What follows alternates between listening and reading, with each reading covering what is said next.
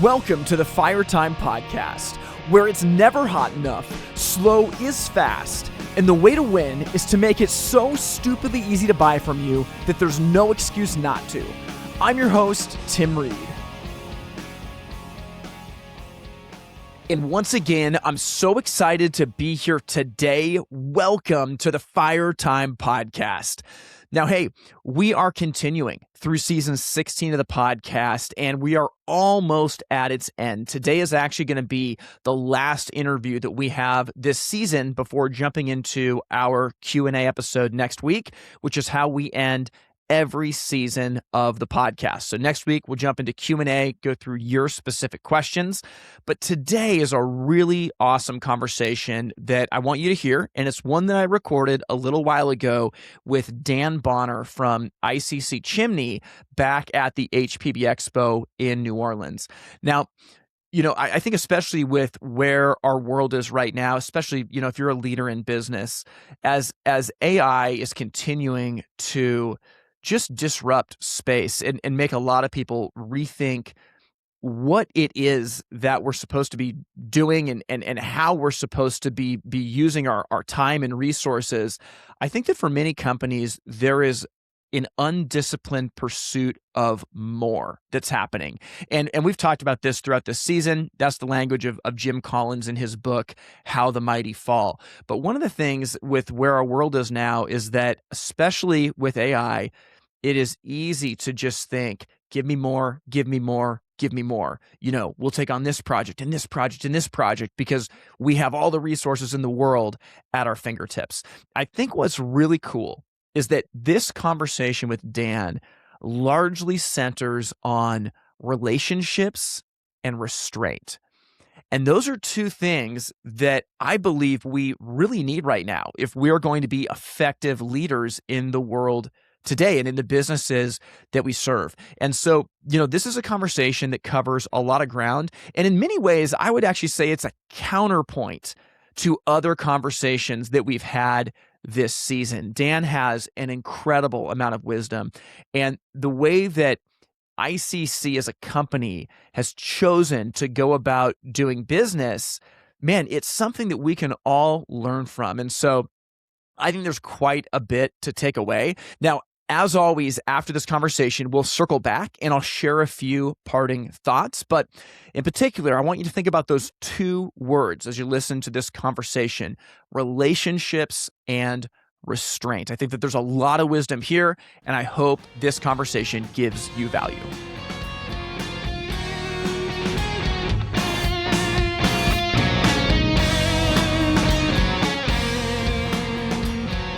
Joining me live from New Orleans at the 2026 HPB Expo is Dan Bonar, Vice President of Residential Sales at ICC Chimney. Dan, you've been on the show before, and you're somebody that I really look to as just like one of the prominent leaders in our industry. And I want to talk today about leadership. I'd love to talk about sales, and I'd love to talk about just customer relationships and just some things that I've been thinking about.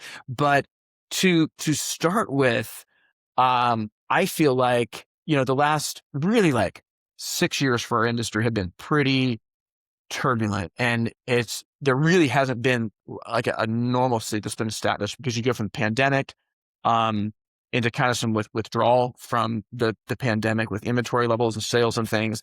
And then, especially for you guys being a Canadian company, you jump straight into tariffs and all of that affecting your business. Maybe start out what has it been like just for the last couple of years for you guys? And I'd love to ask some leadership questions in relationship to that. Sure. Well, it's nice that you see me as a leader. I'll be honest. I just go in ICC. I try not to think about it. Just do you're a leader. But, I would say you're absolutely right. It's been really challenging for the past few years. We had this really incredible time during COVID where it was exceptional. We had, insane amounts of sale. Everything we could build was going out the door. But that was taxing. It was taxing on people. It was taxing on the company. We grew, over 300 people, and management styles have to change when you get about that point. Yeah. ICC is still a small enough company that we can deal directly with most problems. We don't have a lot of middle management. Yeah. So like we go into the office and you manage a few people and they do their jobs. It's not like there's this layer Like of middle massive management. hierarchy or anything. Exactly. Over 300, you need that. Mm. You can no longer handle all the fires. You can no longer do all those things. And we never evolved to grow that middle management team. Yeah. So that was really hard. So things are slower now, but we're a much more efficient 220-person company than we ever were as a 300-person company. Yeah. So we saw this peak of sales and just kept flowing, right? It's really interesting if you look at like our sales numbers from 2023, 24, 25. It used to be a flat line. Everything we could build was sold. And we had to build as much as humanly possible. And now there's been in 24, they saw this like slight wave of a seasonality to it.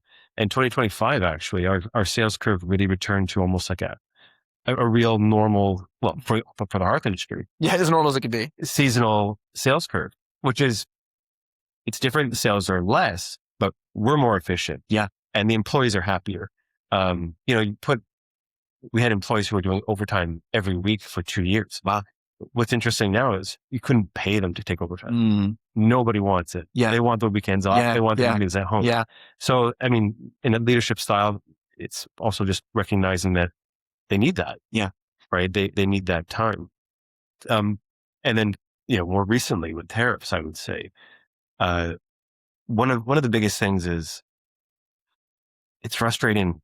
Like ICC internally, everyone is a professional. They come in, they want to do their job, they want to get their work done, they do it well. And you go into the office every day and you do your job, and then the next day, all the work you did yesterday is gone because a rule changed, a law changed, and we're always working towards solutions for tariffs and how we work with them. But nothing was constant. And so we would work for 2 weeks on a solution for something, and then bang, rules would change. Yeah, and it'd be scrap it. And I had employees who were like on the verge of just saying, screw this, I'm out of here. Yeah. But I think that one of the things I had to call a meeting with our team and just say, this is reality right now. It's, we're going to go in and everything may be different from yesterday. And we're going to go in that day and we're going to go in with the mindset of just, okay, I'm doing this now. Yeah. And I think it was one of the biggest things that helped them just work through it, because we've been pretty stable now for a while. I mean, there's still lots of announcements and whatnot, but at least we can go in and get some work done. Yeah. It feels like, someone's tied your feet together and you're in a marathon, Yeah. I mean, so as you talk about all that, I mean, I can only imagine the roller coaster ride with you guys having so much business in the US, but like, I feel like it's a lesson for any business that's under constraint and turbulence. As the ground is kind of shifting around you, like how did you provide a base of stability for people? I think that this is a really important lesson just in general. Drinking. Yeah. Drinking heavily. No, I genuinely just tried to downplay it. Just, keep calm and carry on. Yeah. I think that a huge portion of that is just going in, being the voice of reason, keeping calm. Also like celebrating wins, right? Like something happens, we have a little success, you got to celebrate that. And so just trying to keep calm in the face of all of this that was happening was probably a virtue, I think. What, I've mentioned this to you before, but, and I know you like to talk about leadership, but whenever something that leadership-esque kind of comes up at ICC, I always had this vision of there's this picture you can find online of boss versus leader. And, the boss is, there's a couple of guys pushing a big rock, and the boss is the guy sitting beside it with a whip. Yeah. And then the leader is the guy who's at the front of the rock with the other guys behind him pushing as hard as he can. And I always try and think about, making sure people know how hard you're working and what you are doing. Yeah. And leading through example that way. Yeah. That's good. I mean, that reminds me of Matt Bradley talks about this a lot in the autobiography of Benjamin Franklin. He said it was really important to both work hard and make sure you're seen working hard. And he always did that. Like Ben Franklin was brilliant. He was a very, very hard worker, but he wanted to make sure that it was known that he was not lazy. And I think that sometimes, especially as companies get bigger and as you as a leader might have to deal with more like big picture things, it can be sometimes easy to point the finger and say, oh, well, they don't know what it's like they're just being lazy in their office or whatever. I'm curious for you, like, yeah, how do you maintain still having the respect of people who might be on the front lines doing work when your work at times is going to be a little bit bigger picture than that? Um, I mean, at ICC, the nice thing is everyone sees it already. Like, I think that there's it's pretty obvious how much I work and how hard I work when I'm at ICC. You can tell because people will come in, they'll be like, I know you're super busy, right? Like that doesn't happen when you're not actually busy. Yeah. If you don't, if your boss isn't working at all, you don't go and be like, I know you're super busy, boss. Yeah. So people are always really, I probably get asked twice a week from, certain members of our team, is there anything I can take off the plate? Right. So that, I mean, I think that's a good signal. Yeah. That people are thinking, okay, they want to take stuff off my plate so I can focus on things that are maybe more important. And that makes me appreciate them, obviously, so, right. And there often isn't things that I can give them, but, sometimes you just forget, like, I could totally, this one thing I could take off my plate, but, and then you have to be okay with them doing the job. Yeah.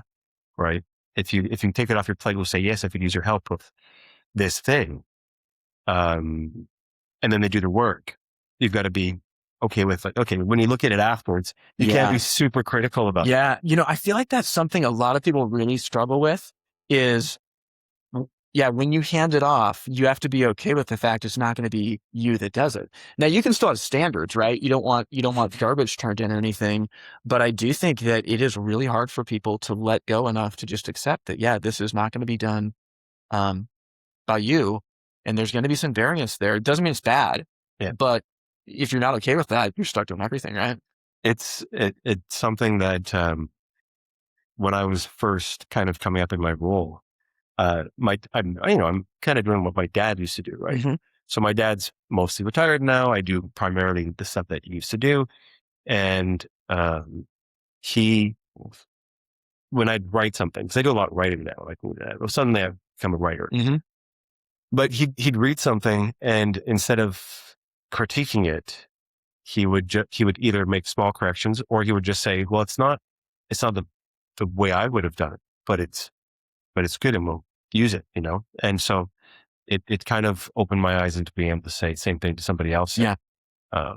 Having faith that they, the job that they did is not how I did it, but that doesn't mean it's bad. Yeah. Yeah. And I think there has to be a humility when something is done better than how you would do it. Like I've found in situations like that, within my small companies is like, if I hand something off, it is often done differently. And I might look at it at first and be like, whoa, it's not how I do it.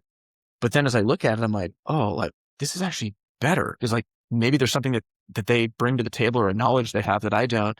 And I think that can be hard to let go of, but it's actually something that actually like right now, I'm in the process of living through some of this where people are doing things better than I could do it. And having to choose to celebrate that and say, this is good for everybody. It's good for you. It's good for the company. It's good for me.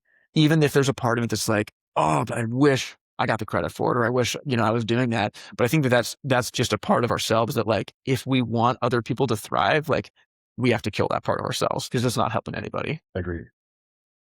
Okay. I want to ask you about this. This is a quote from, I believe it was Dave Packard from Hewlett Packard. And he said, most companies die of indigestion from too much opportunity rather than starvation of not enough. And I think about that quote a lot. And I feel like ICC Chimney of all companies has like radically lived by that principle. And I think a lot of hard retailers today in particular are so busy going after everything. And I shouldn't even say hard retailers, manufacturers, distributors, they're so busy going after everything, that they're literally dying of indigestion of all of that opportunity versus just maximizing on the few opportunities that will be most effective for their businesses. Yeah. I'm just curious, like, I'm just sitting here with that quote out of nowhere. How does that, like, what comes to your mind when you hear that? So we've had tons of opportunities to do other things. I would say that the way we go to market, right, is through exclusive distributors. Mm-hmm. We only have one group of customers, right? So, like, even in Quebec, where our factory is, there's a retailer who's literally a stone's throw from the factory. He buys through the local distributor, who's 2 hours away. Mm-hmm. He doesn't buy direct from ICC. That's just how we do it. When we decide whether we're going to do a project or not, we always consider what's in the best interest of our distributors. And because there might be this like amazing gas fireplace product line that's for sale, and we want to, it'd be fun to own a gas fireplace line, right? But what happens if we pick that up? Well, our distributors, they're saturated. They already have a bunch of gas fireplaces. I have to now try and sell them this new gas fireplace line that they may or may not feel like obligated to take and then try to sell, and then displaces their other sales. Mm-hmm. I'm forcing product down their throat that they don't necessarily need or want. So we look for openings. We look for paths. We look for products that they genuinely need. And that, if you've got good partners, then they'll give you that information. You can go and get. So in the interest of not being inefficient and doing things that nobody wants, we don't think internally. We think external. Yeah. We focus internally on development. We focus internally on R&D. Yep. We try not to look at, such and such brand has such and such product. Yeah. That leads to discontentment with what you got. Right. I mean, there's nothing wrong with looking at a product and being inspired by it. Yeah. But you can't be everything to everybody. Yeah. And so we look internally for R&D. We look externally for trends, new products. What do our distributors actually need and want? And what are they interested in? Yeah, I love this. And I think it's because it is like, it's the discipline to know what is right for you guys. And I think that it's just so tempting in the pursuit of more to not think about what you've already built and how it affects that. And I feel like I see that with retailers taking on products. I see that with manufacturers, how they choose to go to market with their products. But I think that like that discipline of self-restraint, to look to serve your partners first, I think that is, really, really powerful. And, I'm curious, like, that's always been your mantra, but like how have you been able to stick to that so relentlessly? I think one of the biggest things is we're a privately owned small business, a medium-sized business. Yeah. Right. We don't have shareholders to answer. The shareholders, they demand growth. Yeah. You know what I mean? Yeah. They just demand it. Yeah. And we don't have some external force pushing on us to grow. We have been basically at maximum capacity for production for 20 plus years. Every year we get new equipment. Every year we get new things. We grow our capacity. But we want to really be the specialists at what we do. Yeah. And we could grow by buying other companies and doing other things. And we have done that. ICC started as just Chimney. Then we bought RSF fireplaces, at one point, and then we produced Renaissance as our own line. And we bought a second chimney plant, about 6 years ago, which does very large industrial chimneys that are not part of, our industry. But, so we're growing, but not in a way that the industry sees as a threat to any of our distributors' current market share. Well, so I've heard you mention distributors a lot, and this is on my mind again as we record this in real time. In just a couple of days, I'm hosting a panel discussion as part of the expo with a retailer, distributor, and a sales rep to kind of talk about those relationships. And I feel like distributors in particular are really being squeezed from a lot of sides, and there are so many products that are going direct And there's a time and place to do that. I'm not saying that there isn't, but I feel like you guys have just been very disciplined in your approach to say this is the path to market. Why have you felt like that's the right move for you guys? Many people see chimney as a commodity, right? Yeah. Chimney should be a commodity product, right? It should be the kind of thing you can get from the hardware store and whatever else. If you really want to give it value, you have to restrict where it's found. And so we go exclusively to specialty retailers only because they understand the benefits of the product. Yeah. They approve and appreciate the installation advantages that we give them. Yeah. They genuinely understand the product. And if you're at the hardware store and you got a piece of chimney that's, 30% more and one that's 30% left and they're both on the counter. Yeah. What are you going to buy? The teenager who works on the shelves, he doesn't. Yep. Right. So you need to have a hearth professional there who can explain what the advantages are. Yeah. It's not, the average homeowner, we do get engineers and things like that who know all about this. Yeah. But the average homeowner who's buying a chimney isn't even shopping for a chimney. Yeah. Yeah. They're shopping for a stove or a fireplace. They're coming to buy a stove. Yep. Right. So they walk into the store, they're buying a really nice new stove. The salesperson tells them about that. And more often than not, that dealer loves our product because it's easy to install and easy to work with. But if the customer has concerns about the chimney or the cost of the chimney, you've got a professional salesperson who knows the brands, knows the differences, can explain to the customer what they're paying for and what they're getting. Yeah. I don't think the average consumer, not that they're not able to understand that level of difference, but they don't have that knowledge, right? Usually consumers look for, higher end products online and whatever. But chimney is it's a bit more complicated though. Yeah.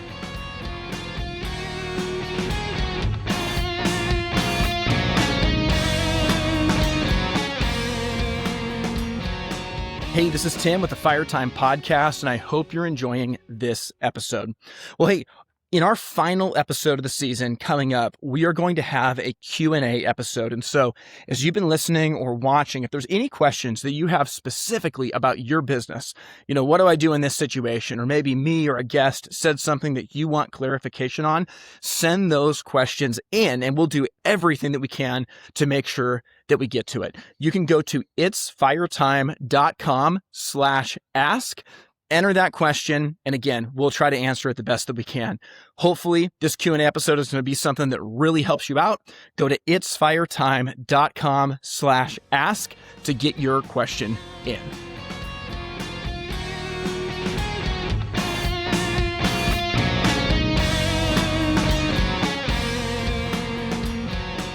I've talked about this before, but Grant Falco always tells the story of he'd been quote unquote, selling chimney for years within his business.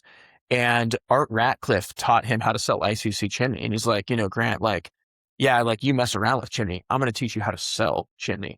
And when you start realizing that this is literally the safety policy for your home.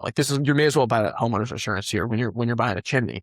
You want to make sure this thing works. It's behind the wall. You're never going to see it again.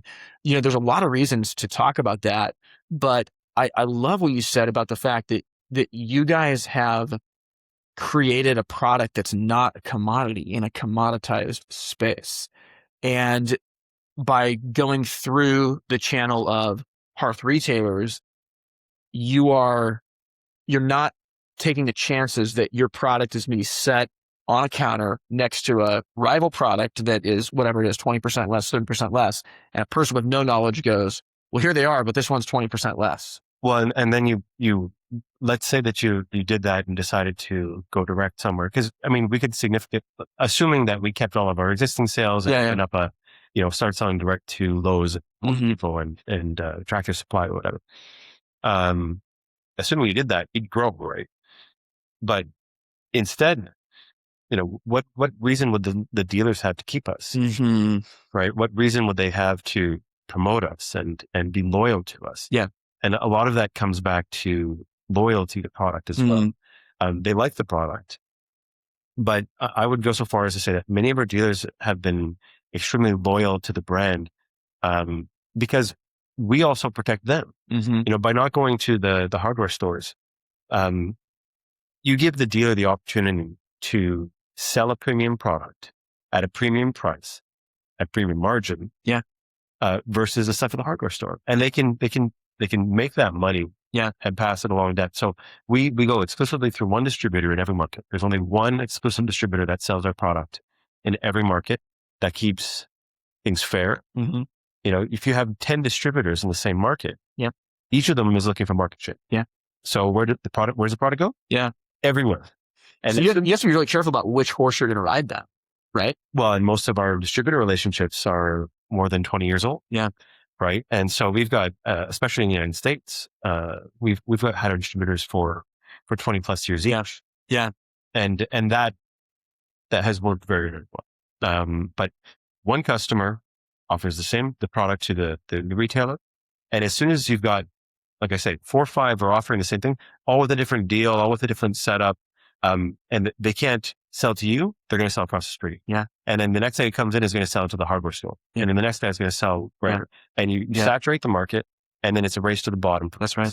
Yeah. You get distributor controlled, exclusive products, high owned. Dealers make more margin. They sell for more money. Customers are happier. Installations go faster. Yeah. And it just works. And that's the ICC. Yeah. I love that. And it's choosing disciplined, purposeful, smaller growth over what Jim Collins, I guess, calls like the undisciplined pursuit of more, of like Tom Pugh. Yeah. What Tom Pugh used to say. He talked about, we're not the largest chimney brand. We're never going to be the largest chimney brand. We're the immovable number 2. That's what he said. We are the immovable number 2. I love that. I love that. And it's okay being the immovable number 2. Yeah. Right. As soon as you decide you want to be top dog, you lose so much. Yeah. And you got every bullseye on your back as well. Okay. So now we're talking about really what you've done. You've been deliberate with your channels. And you've been disciplined to stick to that, but it's not just about, hey, we make a product that's like this. We just happen to charge 30% more. And we just happen to go, we create scarcity by just going through these channels. I think you guys have done a really good job of a concept that I heard from Tim Reflake called the value wedge. And the value wedge, if you imagine like a Venn diagram, right? Like for people watching, like 3 overlapping circles. Okay. So in these 3 circles, you have your customer is one circle, the competition is another circle, and then you and your company is the third circle. And oftentimes, companies operate in the space where their customer, their competition, and them all overlap. The problem with that is a parity sale or a commodity sale that if they make a 48-inch stick of chimney and I make a 48-inch stick of chimney, which one's the customer going to pick if they're the same? They're going to pick the cheapest one. Well, what you actually want to do is move away from the parity sale. You want to not be in a position where you overlap with your competition. You want to be in the part of the Venn diagram where only your customer and you overlap. Your customer's needs overlap with your solution.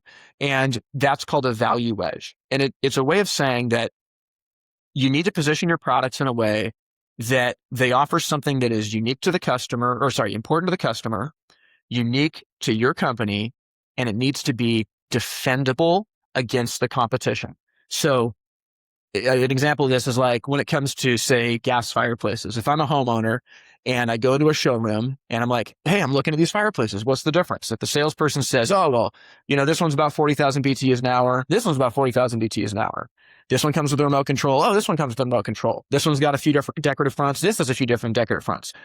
Well, that's like the middle of the diagram, right? That's saying, hey, they've got this, all things are equal. Well, which one's on sale? Like that's the only thing that I care about. Versus if one of those brands has something that is important to the customer, unique to that company, and totally defendable. It's not like a sales spin tactic. It's totally defendable. That creates a value wedge. And when you have a value wedge, it is an unshoppable advantage against the competition. And I feel like ICC has been really intentional creating value wedges with the products that you offer. So it's not just a story about, well, we go to this market, we, create scarcity here. It's those decisions plus the value wedge where you're staying right in that spot of valuable to the customer, unique to you, and defendable. I would say a lot of that has evolved over the years from, we talk a lot about Tom Pugh, which Mhm. I mean, you get together. Yeah. When I was working for Tom, he had me read like all kinds of books on different things. One of his favorites is a book by two authors called Trevor Reese called Marketing Warfare, and it's an interesting book. But one of the underlying concepts is you don't attack your competition on their strengths. Mm. You don't attack your competition on their weakness. The assumption is that they have a weakness in something, Okay. and you want to exploit that weakness, attack them. What you want to do, they can easily defend against that, right? Somewhat. If you attack their strength, like what's the best thing about your competition? Yeah. Take that, attack that, make it a weakness. Yeah. And they have no defense for it. That's right. It's the value budget. There's no defense against it. That's really good. So that's an interesting thing that Tom used to talk about all the time. And on the chimney side, because other brands are a commodity and they're available everywhere, and we focus just on a small portion of the market, right? What's the biggest advantage of the other brands? You can get chimney anywhere. What's the biggest disadvantage of all those brands?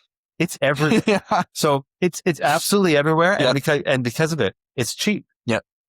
You don't want cheap chimney. Yeah. If you're a retailer, yeah, chimney should be your biggest profit center. Yeah. Yeah.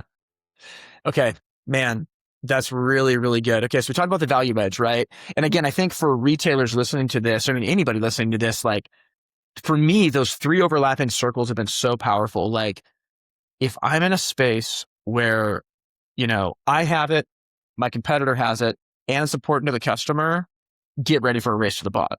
That's all. That's the only thing there is, right? We need to focus on the space where it's important to the customer and is unique to us. That's the only space that we want to operate in, and being okay losing out on the other sales. Saying that like we know our niche, and we're gonna go all in on that. Well, and just really quickly, Yeah. We're basically at max capacity, right? We could hire more people and build more, kind of like we did during COVID, but we'd lose some efficiency. And it's not like ICC is sitting on mountains of capacity here to build all this extra stuff. Our factory is almost so big. And if you came and visited, which I hope you do today, I'd love to. It's incredibly efficient in it now. Like you can't turn around without some equipment being in your way. But in a very clean manner. And that doesn't mean we can't grow, but it means that we're not starved for that. Our machines aren't getting rust on them because they're not being used. We're very, very busy.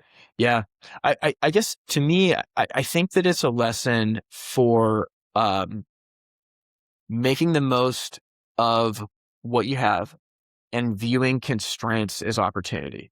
I think that there's a lot of companies that think too big. And what I mean by that is they think, how can we scale? How can we get to number one? How can we, we don't accept constraints. We break through constraints. When the reality is, I think that constraints actually harness momentum and they create freedom because there's a direction to go and we're not distracted by the peripheral things. It brings clarity. Yeah. Talk about that. Right. I mean, if you've got a certain amount of constraint on it, and if you are open to doing anything, then anything can happen. Right. If you've got constraints on what it is you intend on doing, then you get focus. Right. And that's kind of what we've evolved through is focusing on just bringing what customers genuinely need and want and are asking for. Yeah. So what would you say to the retailer that's in a position where they have probably too many product lines? It's hard for their salespeople to keep track of what's what, and they're losing sales to big box or to e-commerce vendors. Like, what would you say to them for like creative focus and clarity? So I've never been a retailer. I have worked at a retailer. You've been an installer. I've been an installer. I've worked in stores. I've never owned a retail store. So anybody watching this, take this all with a grain of salt. Don't come to the booth and yell at me. I feel like many retailers have become the brands that they sell. we carry this product line. That's what we advertise. We're this guy. Your branding becomes the brand's branding. When what it feels like in what many retailers should do is focus on selling themselves first and the brands second. Sell your experience, your service, your installation crew, how many years you've been in business, all of that sort of stuff first. And then, underneath that, we sell the following brands. And in terms of, just carrying too many brands, I think it just happens organically. I think nobody intends it. You're doing a great job, right? So the distributor or the manufacturer of that brand comes by and is like, hey, like, what about this too? We'd love you to do this. We'd love you to do that. You wind up being really good at all that sort of stuff until you're not anymore. And you're not doing justice to anybody. So I don't have any good tips, I don't think, for how they whittle it down. But they need to focus on the business first and brand second. Obviously, distributors like to talk about, they're just tying up the brand. They're tying up the brand. Because they want to, keep it away from their competition. I see it all the time. Is that a good thing? Is that a bad thing? Maybe if I was just a dealer, I'd do it too. I don't know. But they need to focus on what differentiates them first. Not the brand so much. How do you combat the fear? So like in that situation, I want to ask two questions here, but the first one would be, how do you combat the fear that you're leaving money on the table by choosing the path you've chosen? I genuinely don't think we are.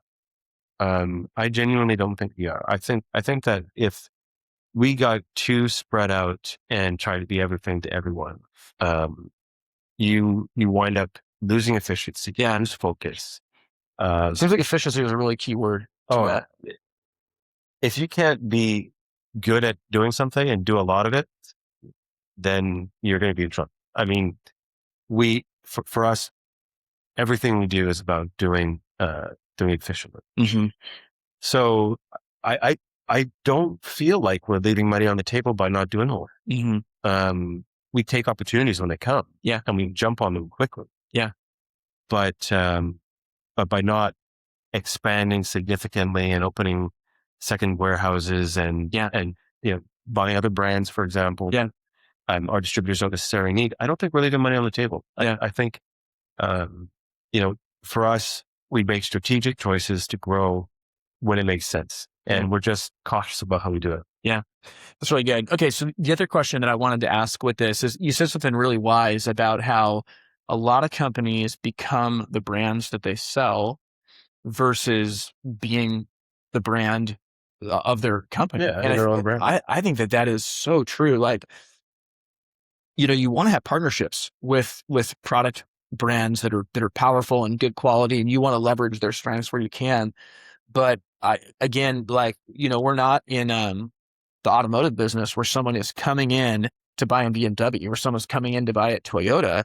They're walking into a store. I mean, it'd be like if I came in to buy, countertops or kitchen cabinets, what brand of cabinets do I want to buy? I don't know. Like I'm here because I'm not sure, and I need some help with that. Well, you're the kitchen expert. So they show me what you got. That's it. Yeah, exactly right. And I think that, when businesses establish themselves as the brand, and they can show that, hey, like we're going to make it really easy for you to solve your problem. We're going to show you products that are going to be, again, let's go to that value wedge, like important to you, but unique to us. Like that really does create a powerful, powerful brand.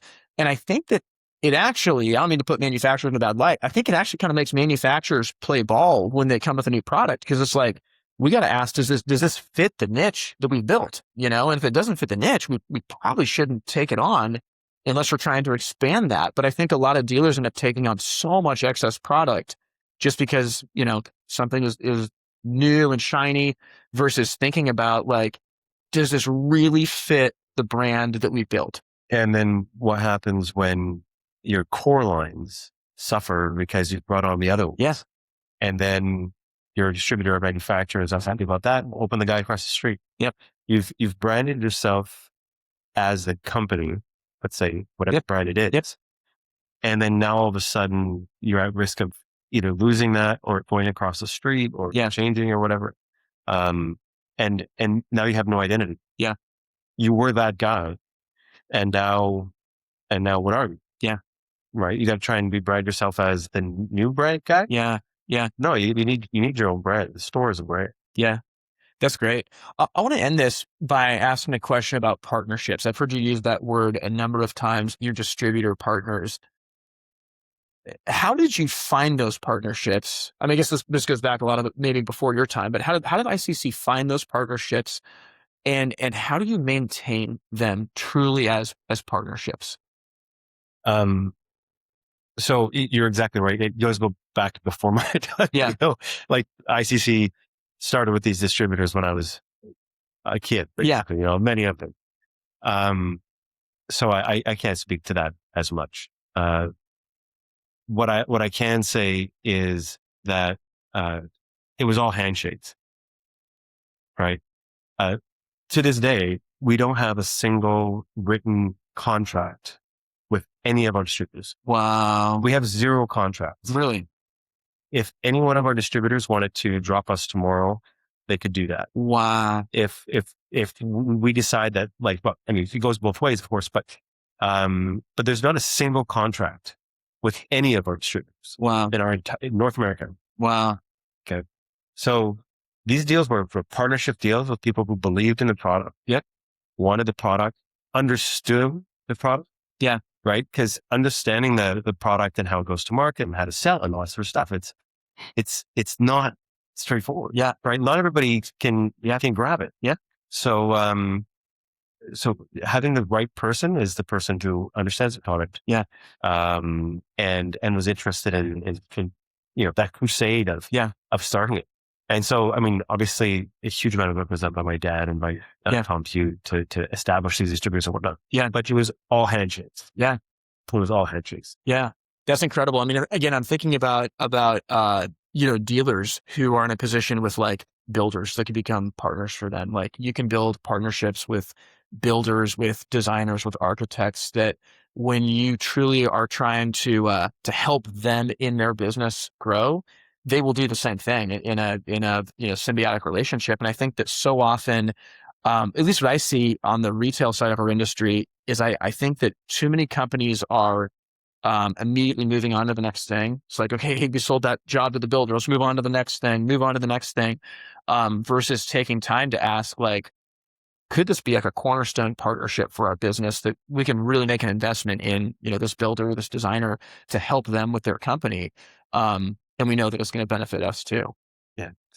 The nice thing is the company's kind of evolved to the point where we're either the biggest or second largest line for most of our distributors. Mm-hmm. So that makes the relationship easy for the most part. Yeah. And we always try and be, just really good communicators. Mm-hmm. People like to know what's happening. Yeah. Right. They want to know, little things. The dealers find every little thing. If you change something on a piece of chimney, they will call you the next day. Like, why is this like this? Yeah. Right? Is it on purpose? Is this permanent? And because their hands are on it every day. Yeah. And so we try and be good about communicating even the smallest changes as much as possible. And we rely heavily on the distributors to pass that information along. But just maintaining those relationships comes with respect, understanding that they're, doing their best to grow the market as well. And in some markets, like we have just a huge amount of the market share, right? So how do you continue to grow in those markets? It's always a challenge. And that's something that we're constantly working on. Yeah. I love it. Dan, this has been so good, man. Thanks for being here today. I'm sure people are going to get a ton of value out of it. Appreciate it. Yeah.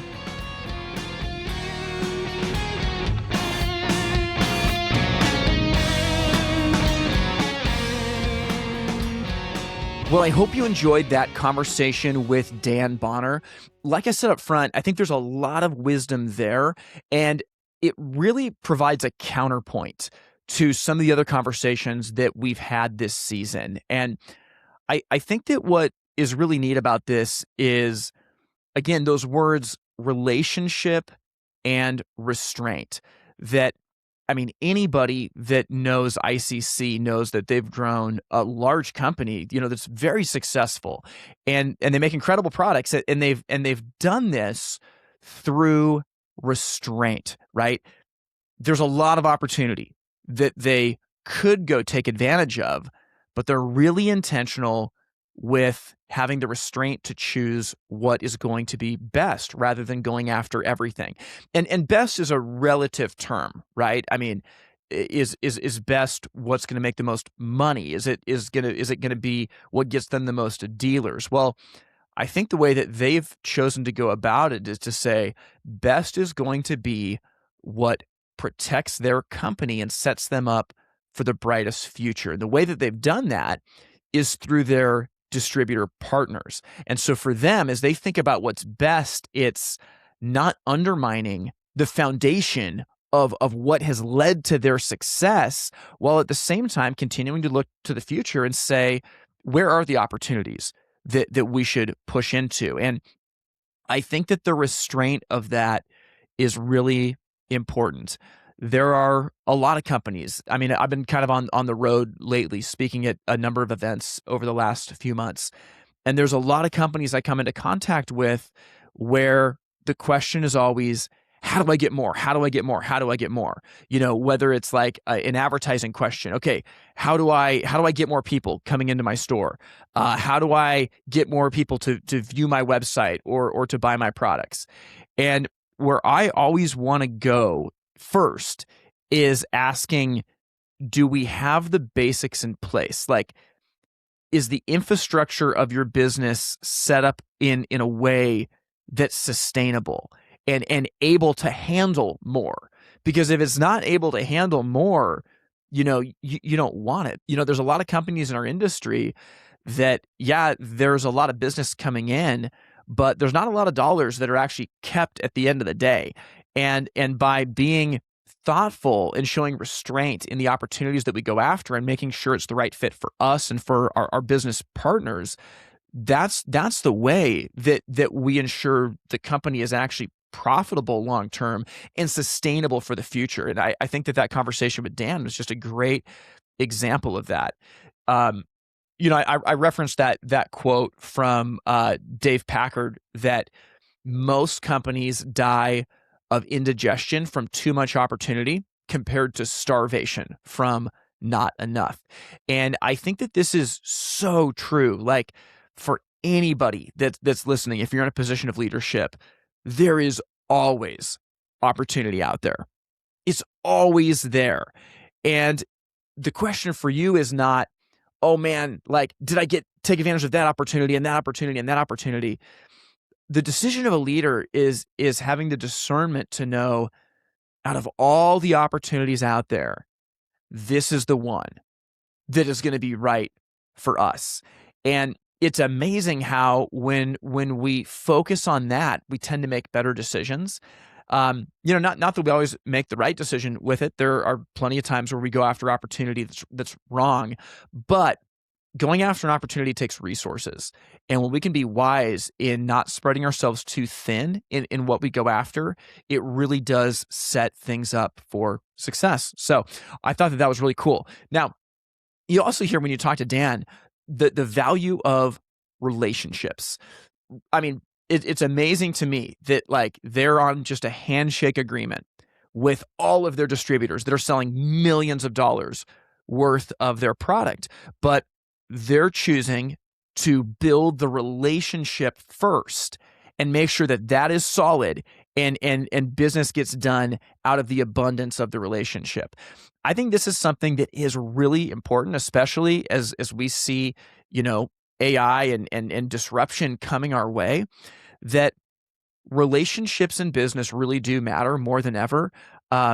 Generally speaking, people buy from people that they like. And I know that there's some products that are a commodity where, it's truly going to be the lowest price. And, there's a time and place to talk about that. But if you're looking to do repeat business with somebody, whether you're a retailer and you're wanting to grow your builder business, or you're wanting to grow your portfolio of how you work with architects, whether you're a manufacturer or distributor, you're wanting to grow your business with dealers. Well, the relationship really does come into play with that. And this is why oftentimes, like if a sales rep leaves one company and goes to another, they'll take their builders or their dealers with them because it was never about the product. It was always about the relationship. And so if you can be going into situations with your customers looking to give value first, in the words of Bradley Hartman, right? Give value first and build that relationship, chances are that it's going to continue. It's not a guarantee of it, but man, when a relationship is solid, it really does buy you leeway and credibility that would not be there otherwise. And it's super clear that that's how ICC has chosen to go to bat. I mean, there are some companies that maybe their pricing is so good or their delivery is so good that we are forced to use them, right? I mean, that's not a bad thing, right? Many people listening probably have Amazon Prime because the prices are good enough and it comes in quickly. But is there a relationship you have with Amazon Prime? No. So if Amazon Prime all of a sudden has a competitor pop up that's a little bit cheaper and can deliver a little bit faster, nobody would think twice about going to it because Amazon Prime is a commodity, because they've chosen not to go to business with a relationship. They have become a commodity, which means that it better be fast and it better be cheap, because that's the only thing you have. And again, that's not a horrible way to go about doing business, but it is difficult. And I think in our industry, especially where our products are luxury goods, it doesn't bode super well for us to take that approach. And so I think that, Dan's words about like the value of how they build trust and how they go to market is something that's really, really important. I talk about this a lot with different clients whenever ICC comes up, but it is truly amazing to me that in a space that is largely commoditized. I mean, vent pipe, right? One company has a 48-inch piece of stainless steel chimney. Another company has another 48-inch piece of stainless steel chimney. In a space that's largely commoditized, they have managed to stay out of the fray and separate themselves. And they've done that through creating a value wedge. Now, I love that Dan referenced that book, Marketing Warfare. We're going to link to it in the show notes. But I want to talk about what he said there in combination with this idea of the value wedge. So Dan talked about this concept in Marketing Warfare that when you go up against another company, don't go after where they're weak. Go after where they're strong. Because if you can go head to head with where they're strongest and win, then there's no recourse that they have whatsoever. And I think that, this is a good principle in life, like generally speaking, that like if we're trying to like win an argument or a debate, if you can listen to that point of view and take the strongest possible argument for that point of view and actually show that it doesn't work, well, like you win the argument because everything else crumbles, versus if you straw man that argument, right? And you twist it and you take like the weakest points or the things about it that are clearly the most problematic. I think that there's a lot more power in what Dan said of going head to head with something. So let's say that you're in a marketing situation where you've got a product and somebody else has a product. Well, look at what that product does best, like unequivocally. What does that product do the best? Like what is it the strongest at? And then figure out, okay, how can that be turned into a weakness? And this is truly, truly incredible. If you go up against a product that has a ton of customization options, that's like one of the strongest things that a lot of products in our industry have going for it. But that can actually be flipped on its head because of decision fatigue. Nobody on earth wants to make a decision about 27 different paint colors that all look just about the same. Instead, wouldn't it make more sense to get a product with simple options that make it easy to choose what's right? And I think that that plays in really well to this concept of a value edge. We've talked about this a little bit before, and actually we're going to have a future episode coming up where we get into some big detail about this in our fall season. But the idea of a value edge, this concept was given to me by Tim Rethlake when he was at Hearth & Home Technologies. But it's this idea that we want anything that we're talking about in sales to be able to pass a threefold test. And this is a pass or fail test. But part one, is it important to the customer? The thing that we're going to be talking about or marketing, is it important to the customer? Number two, is it unique to our company? And finally, number three, is it objectively defendable?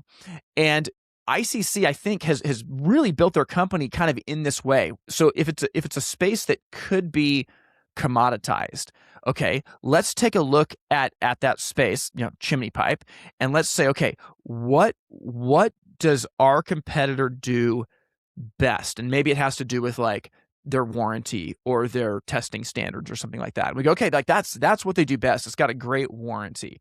Okay, well, how could we take that and use it actually as our advantage? Maybe it means that we need to have a better warranty. So let's go lifetime warranty when it's our products that are installed by a certified professional. Okay, well, in this example now, okay, let's think about it as a value edge. Is a warranty for chimney pipe important to a customer? Yes. Is it unique to you? Well, if it's a lifetime warranty, it is. I mean, I'm guessing it is in this space, right? And is it objectively defendable? Yes. It's something that, like, if we got sued, we could go to a court of law and prove, yes, we offer a lifetime warranty. It's not an opinion. And this is one of the things that a lot of companies make mistakes with in terms of their marketing, is they talk about things that are their opinion, not fact. We make the best flames. Great. I mean, says who? We have the highest quality products. All right. But when we instead create a value edge around those ideas of, is it important to the customer? Is it unique to our company? And is it objectively defendable? This is how we pull ourselves out of the commodity space. So if you're in a situation where you're fighting against a competitor of some kind, or you're losing jobs, maybe it's because of price or because of a feature that you don't have, think about, where can I create a value wedge? And if you can't do it on the product side, chances are that you'll be able to do it on the service and on the installation side. There's a lot of areas where you could do this. And I guess we can round out here. It makes me think about when Dan talked about how really what you're selling is your company. You sell brand X, brand Y, and brand Z, but in our industry, the brands that we sell really mean nothing. It's not like buying a car, where I could care less if I'm buying from like Joe's Toyota or Susan's Toyota or Fred's Toyota in town. That doesn't actually mean anything to me, but it's like, I want a Toyota. That's what is driving my purchase. It is flipped in our industry. And what this means is that you have the ability to create the brand and to sell the brand in your business. That a lot of what you'll find when it comes to creating a value edge, if you're a retailer, is going to be inside of the things that your company personally delivers. I'm not saying that products can't have a value edge. They absolutely can. But if you're in a market with multiple dealers, a lot of the time it's going to be a combination of that product plus something unique that you offer specifically. And I think that whenever I talk to people about ICC, it often comes up in conversation just how amazing it is that they have been able to pull themselves out of the commodity space and really stand for a value that is different than a race to the bottom when it comes to price. And I think that's an example that a lot of companies in our industry should be paying attention to, because it's obviously treated them very well, and it can do the same for you. Well, I mean, like I said, I think that there was a lot of wisdom in this conversation. I hope that you got value out of it. Now, if this podcast today has been a blessing for you and you want to support this show financially, you can do that by going to the website itsfiretime.com/join. That's itsfiretime.com/join. And, we are so incredibly thankful to those of you who do support this podcast month in and month out. It's the reason that we've been able to upgrade and start doing video this season. It's the reason we can continue to produce episodes is because of your support. So thank you for that. And if you haven't supported yet, if you go to itsfiretime.com/join and sign up, we have some awesome rewards that we'll send you just as a way of saying thank you. We see you, and it's not lost on us that you choose to support. And for those of you who aren't able to support, that is totally okay. We want this to be a free gift for you that gives you value and helps you grow your company so you can create prosperity for yourself and for the people that you serve. Well, all right. As we sign off for today, remember, next week's episode is our Q&A episode, which we always do to end every season of the podcast.